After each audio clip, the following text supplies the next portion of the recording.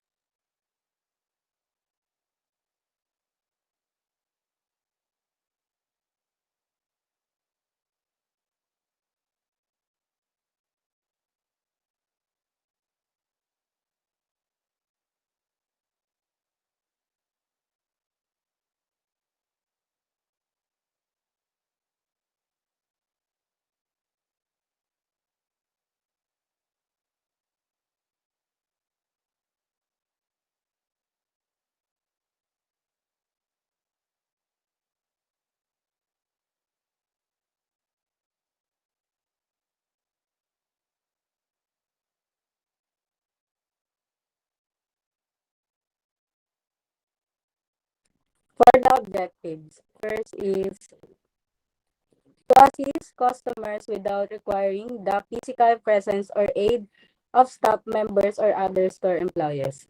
Second is to serve as a point of contact between the product and the consumer. Third is to provide a business opportunity that is both affordable and low risk while ensuring accessibility and availability of products to customers. The automated engine machine is made for every customer. This is to lessen human work. It aims to serve to the customer without in touch, only the service or product, and customers only. Regard with this, these machines are designed to deliver exceptional convenience, efficiency, and reliability in various environments. This machine also offer a low cost and low risk for every customers. However, it is very needed and applicable either store or company.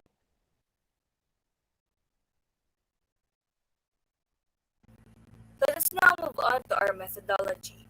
Here, in the provided code we made, these are the following functions we use. The print function prints the specified message to the screen or other standard output device. The message can be a string or any other object. So the object will be converted into a string before written to the screen. Next is the input. This function that is input in Python takes any input from the users. Later on, it evaluates this expression. Python can automatically identify whether or not a user has inserted a number, list, or a string. If you have entered a wrong input, it's either a syntax error or an exception that Python has raised. Next slide.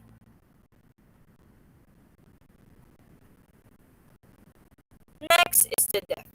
So in Python, we define a function with the def keyword. Then write the function identifier followed by parentheses and a colon. The next thing you have to do is make sure you indent with a tab or four spaces, and then specify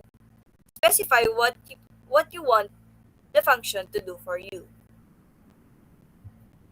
Next is the while true. So while true means loop forever. The while statement takes an expression and executes the loop body while the expression evaluates to Boolean or true. True always evaluates to Boolean and thus executes the loop body indefinitely. Next is the elif. In Python, elif is short for else if and is used when the first if statement isn't true but you want to check for another condition. Meaning, if if statements pair up with a if and else statements to perform a series of checks. Next. Next is the else. Else statement contains the block of code that executes if the conditional expression in the if statement resolves to zero or a false value. The else statement is an optional statement that and there could be at most only one else statement following if. Next one is the if. Python In Python, if statement is one of the most commonly used conditional statements in programming languages. It decides whether certain statements need to be executed or not. It checks for a given condition. So if the condition is true, then the set of code present inside the if block will be executed or otherwise not. Last but not the least is the float. So the most Pythonic way to convert a list of strings to a list of floats is to use the list comprehensions. Floats is equals to float x for x in strings. It iterates over all elements in the list and converts each list element x to a float value using the float x built-in function.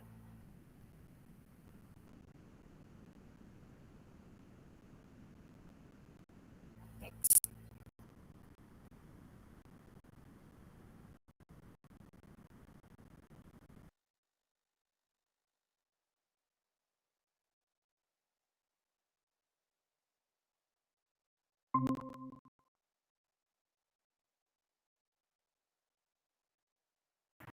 And for the source code, we will have Princess Hannah Lustado to help us run the code. And our code is still entitled Automated IC Engine. So let us start. So as we can see on the first part, we have an introduction for the machine, and it is like Baymax. It is actually referenced by Baymax. His most famous code wherein he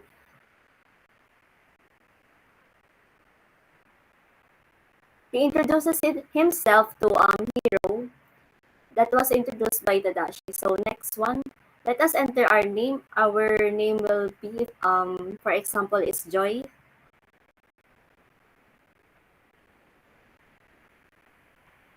So ayan, as we can see on the first part, we have three options. Let us start with the first one, wherein we will be making a purchase as a customer.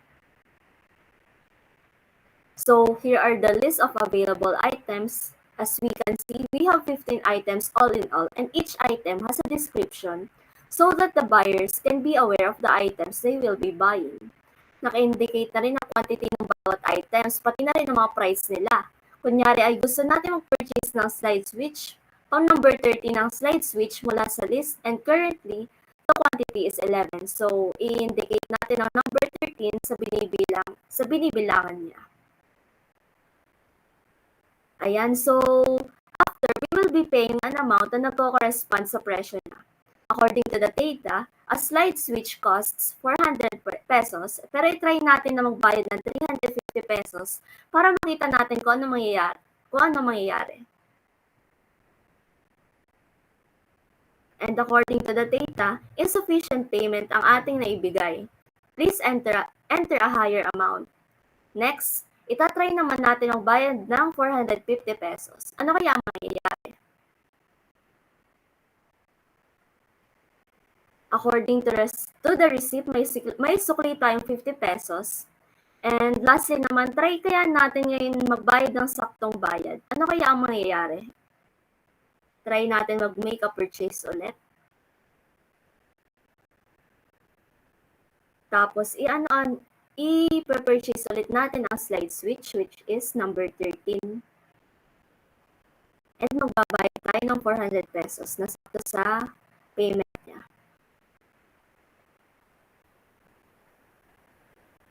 Ayan, and according to the receipt, wala na tayong change kasi nakapagbayad na tayo ng exact amount. So, for the second part, which is the service mode.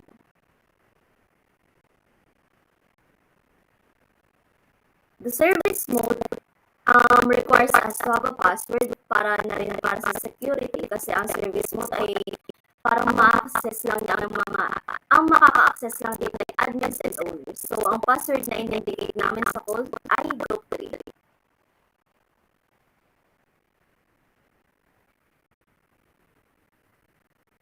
So, marami tayong options para sa service mode. So, tingnan muna natin ang number 1, display inventory.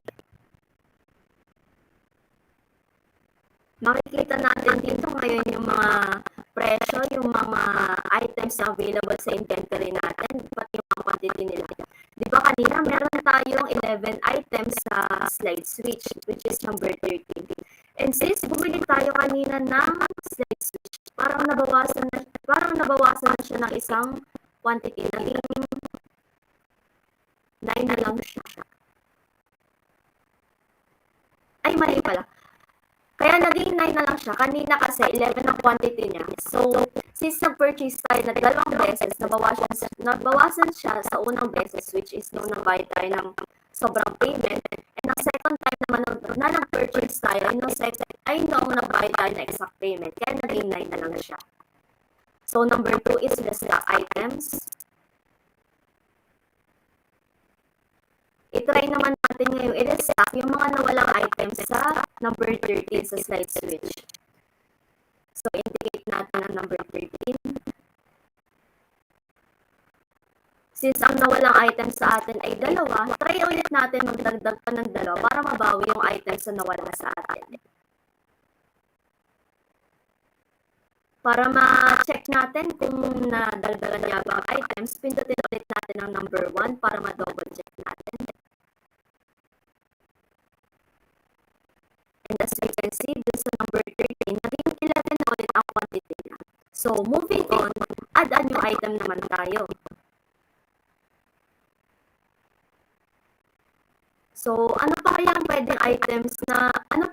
item na pwede natin i-add na wala pa sa listahan? Sa aking palagay ay pwede natin idagdag ang wires. Na nagko-cost ng 140 pesos. Indicate na rin natin na parang 15 ang quantity niya. So, ang description ng items lang natin ay ilagay na lang natin ay for connecting. Iksiyan na lang natin para hindi sobrang haba.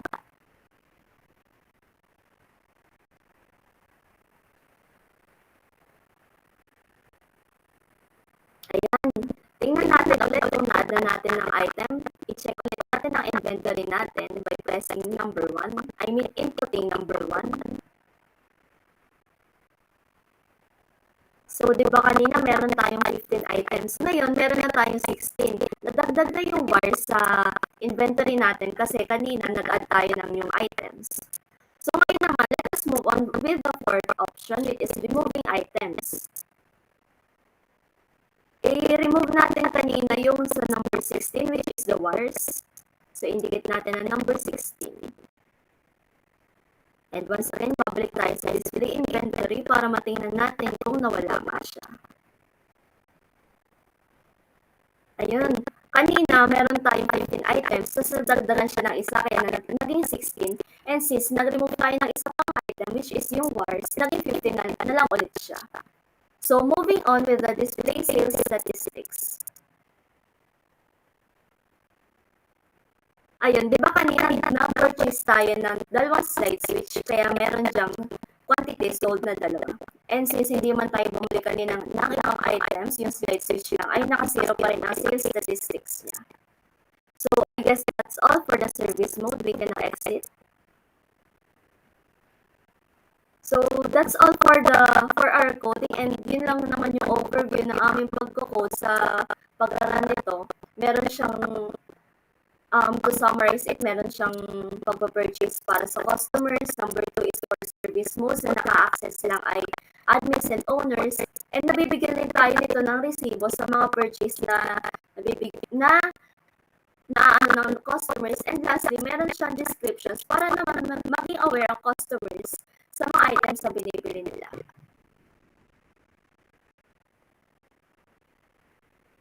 So let us go back with our PowerPoint presentation.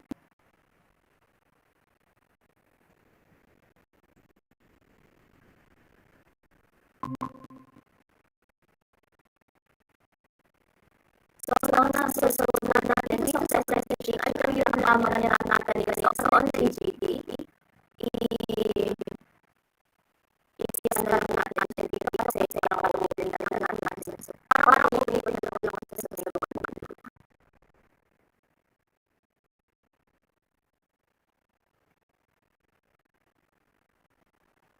And overall, meron tayo 100 response sa tuloy natin. And we would like our presentation to the public is worth a lot of words. And once again, it looks like our presentation ends here. Thank you so much for listening. And once again, here is presenting our final one and entitled Automated I.C.Engine.